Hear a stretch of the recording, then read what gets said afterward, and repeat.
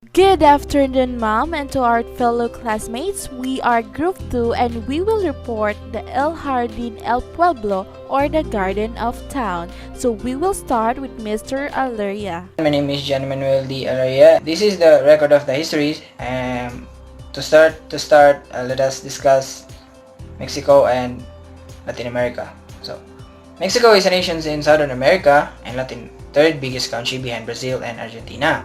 Mexico society defines the extremes of wealth and poverty, which with a small middle class trapped between an elite cadre of landowners and investors and millions of rural and urban destitute. Despite its difficulties as a developing nation, Mexico is a country with the largest number of native Spanish speakers in the world. As of 2020, almost 124 million people in Mexico spoke Spanish with native command of the language. So why is that? The most obvious reasons why Mexicans started speaking Spanish is because it was a former Spanish colony.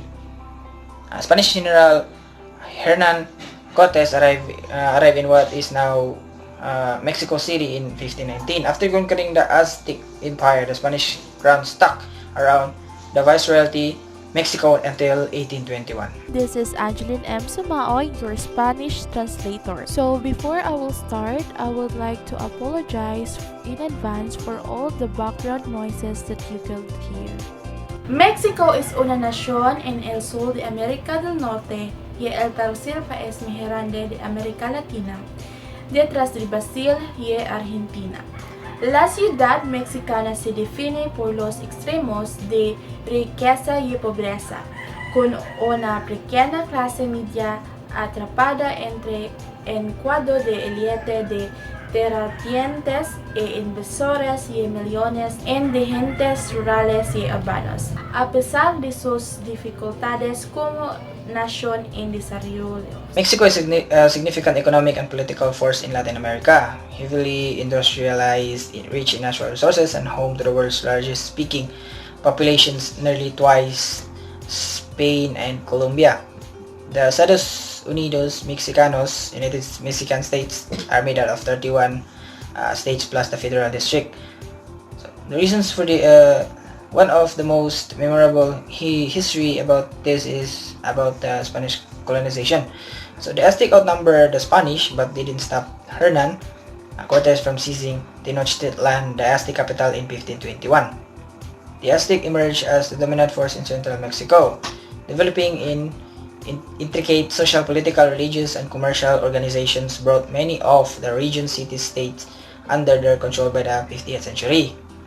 The Aztecs were a Mesoamerican people of central Mexico in the 40th, 50th, and 60th century. This Aztec Empire is one of the biggest contributors of the history of Mexico. México es una fuerza económica y política significativa en América Latina, muy industrializados, ricos en recursos naturales y el hogar de la población de habla hispana más grande del mundo, casi el doble que la de España o Colombia.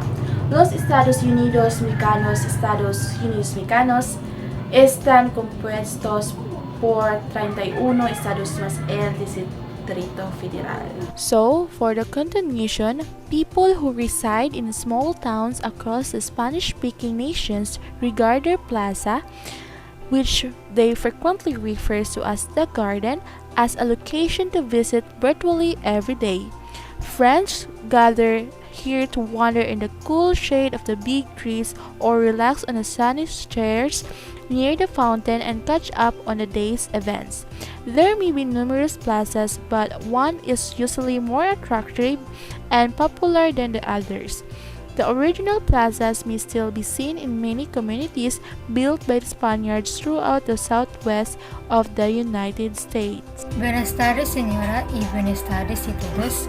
Soy Rosny A. Sumayod.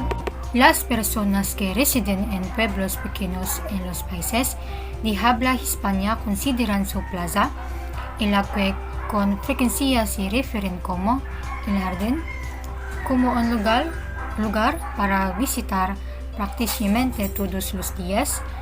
Los amigos se reúnen aquí para pasear en la fresca sombra de los grandes árboles o relajarse en las hielas soleadas cerca de la fuente y ponerse al día con los eventos del día. Puede haber numerosas plazas, pero una suele ser más atractiva y popular que las otras. Las plazas originales todavía se pueden ver en muchas comunidades construidas por españoles en todo el suroeste de los Estados Unidos. Hi, my name is Jamaica Alico and my topic is all about Indians of Central America and Mexico. In recent years, the viceroyalty of New Spain has been undergoing pressure from various political groups, each of which is pursuing its objective.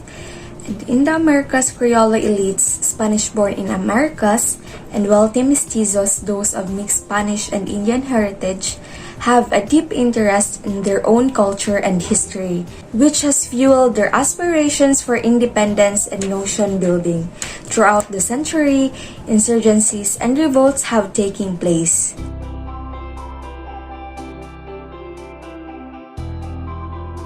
En los últimos años, el Virreinato de Nueva España se ha visto sometido a una presión creciente de varios grupos políticos, cada uno de los cuales persigue sus objetivos.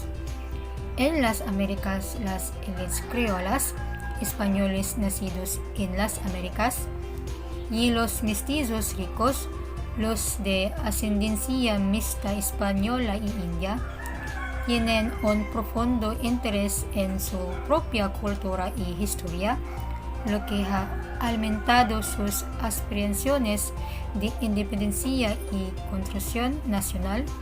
A lo largo del siglo se han producido insurgencia y revueltas. In 1821, Mexico achieved independence from Spain, resulting in the foundation of two nations. The monarchy was abolished and a federal republic was established. Guatemala gains independence from Mexico as do Honduras and Nicaragua and El Salvador. Independence from Spain benefits the Indian peoples in many ways, including the termination of compulsory labor for the state and church and eliminating tribute. En 1821, México logró la independencia de España, lo que resultó en la fundación de dos naciones. Se abolió la monarquía y se estableció una república federal. Guatemala se independiza de México al igual que Honduras, Nicaragua y El Salvador. La independencia de España beneficia a los pueblos indígenas de muchas maneras, incluida la terminación del trabajo obligatorio para el Estado y la Iglesia y la eliminación del tributo. As a result of the ongoing conflict, the region's artistic output has dwindled. In art and architecture, neoclassicism taught at Mexico City's vulnerable Academia de San Carlos is favored. In the last several centuries, many ornately adorned church facade and interiors have been declared grotesquely ornate. They are demolished and rebuilt as part of large-scale renovations. In a rising Mexican cultural and national identity, the ruins of ancient indigenous civilizations are being studied, documented, and gathered by people from all over the world. Como resultado del conflicto en curso, la producción artística de la región se ha reducido. En arte y arquitectura se favorece el neoclasicismo, enseñado en la venerable Academia de San Carlos de la Ciudad de México. En los últimos siglos, muchas fachadas e interiores de iglesias ornamentados han sido declarados grotescamente ornamentados. Son demolidos y reconstruidos como parte de renovaciones a gran escala, en una creciente identidad cultural y nacional mexicana. Las ruinas de antiguas civilizaciones indígenas están siendo estudiadas, documentadas y reunidas por personas de todo el mundo. That's all for this afternoon. Thank you. I hope you have learned.